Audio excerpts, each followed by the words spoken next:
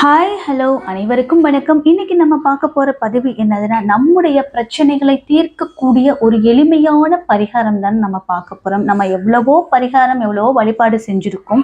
ஆனால் அதோடு சேர்ந்து இந்த தாந்திரிக பரிகாரம் செஞ்சு பார்த்தா மேபி இதிலேயாவது நம்முடைய பிரச்சனைகள் குறைவதற்கு வாய்ப்பு இருக்கு இல்லையா? அதனால இதை நீங்க நம்பிக்கையோட செஞ்சு பாருங்க.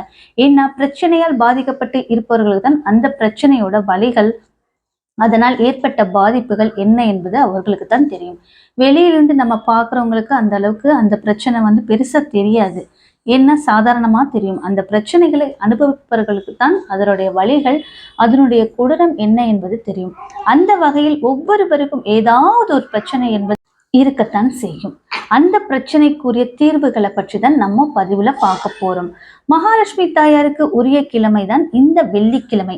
இந்த வெள்ளிக்கிழமையில் நாம் செய்யக்கூடிய தாந்திரீக பரிகாரம், அதுவும் வீட்டில் இருக்கக்கூடிய தரித்திரத்தை நீக்கி மகாலட்சுமி தாயாரை வர வைக்கும் என்று கூட நம்ம கூறலாம். மார்கழி மாதத்தில் வரக்கூடிய வெள்ளிக்கிழமை என்பது மகாலட்சுமி தாயாருக்கு மிகவும் பிடித்தமான கிழமை. அதனால்தான் இந்த நாளை நம்ம தவற விடாமல் இந்த எளிமையான பரிகாரத்தை நம் வீட்டு நிலைவாசலில் செய்வது மிகவும் நல்லது.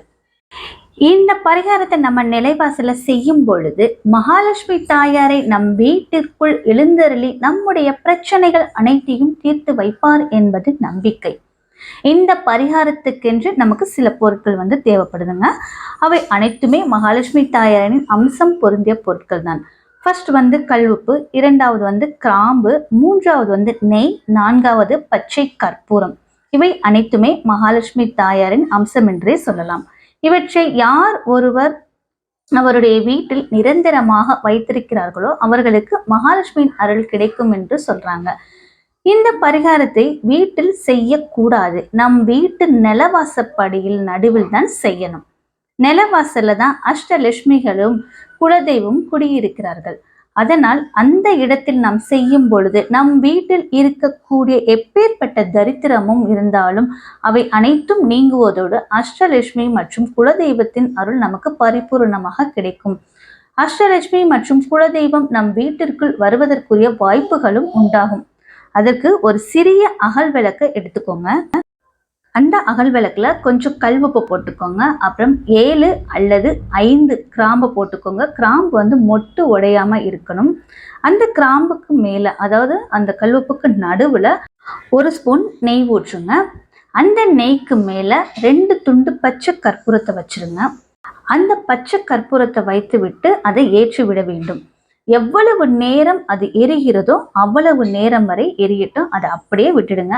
அதை எரிந்து முடித்த பிறகு மறுநாள் காலையில் மீதம் இருக்கக்கூடிய பொருள்களை ஓடுகின்ற நீரில் போட்டு விடவும். இதை நம்ம எப்ப செய்யணும்னா, வெள்ளிக்கிழமை அன்று இன்னைக்கு இரவு இந்த பச்சை கற்பூரத்தை வைத்து எரிப்பதன் மூலம் நம் வாழ்க்கையில இருக்கக்கூடிய கஷ்டங்கள், பிரச்சனைகள், துன்பங்கள், துயரங்கள் படிப்படியாக விலகும் என்பது நம்பிக்கை. என்றும் மகாலட்சுமி மற்றும் குலதெய்வம் இவர்களின் அருள் நமக்கு பரிபூரணமாக கிடைக்கும் என்று சொல்லப்பட்டிருக்கு. இந்த பரிகாரத்தை நம்பிக்கையோட செஞ்சு பாருங்க.